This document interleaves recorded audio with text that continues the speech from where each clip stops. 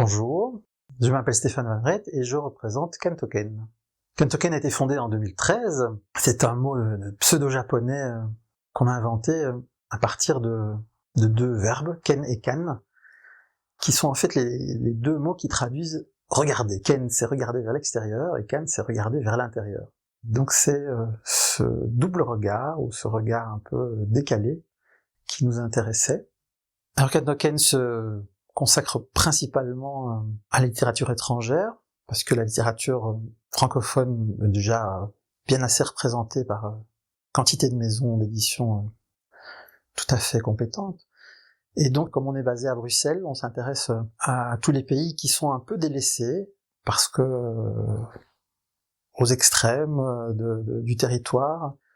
Donc on a déjà publié un roman macédonien, des nouvelles estoniennes, des nouvelles hongroises, bon là on revient dans le centre de l'Europe, et on est toujours sur cette histoire de regard, c'est-à-dire que les auteurs qu'on a publiés sont des best-sellers dans leur pays, mais totalement inconnus parce que encore non traduits en français. Et donc il y avait une petite niche qui nous paraissait intéressante d'explorer, de partager. Pour le livre de Wenko Andonovski, il s'appelle Sorcière, il y a eu une recherche assez intense sur la meilleure façon de faire ce livre, parce que même si c'est un roman, c'est sous-titré Carnet d'un écrivain, parce que c'est un mélange de brouillons, de textes définitifs, et ça se passe à notre époque, mais aussi au XVIe siècle. On a une histoire qui s'entrecroise avec des personnages qui soit ressemblent, soit sont les mêmes, c'est au lecteur de décider.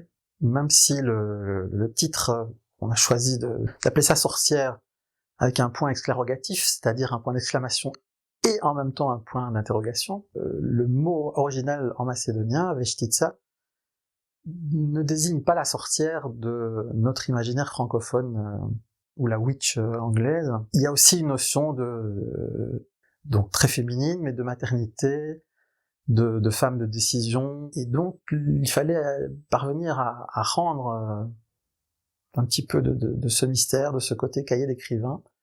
Et donc on a cherché jusqu'en Lettonie un imprimeur qui pouvait faire l'équivalent d'un carnet Moleskine, donc avec le petit élastique qui maintient les feuilles ensemble.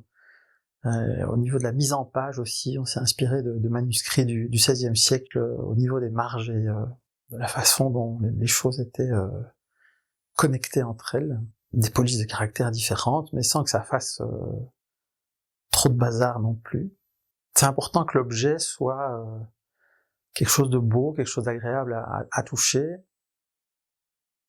Alors la traduction de Sorcière a aussi été l'occasion formidable d'avoir une préface de Milan Kundera, qui est probablement son dernier texte écrit en français, et l'énorme plaisir de le rencontrer à Paris autour du salon du livre, donc avec l'auteur.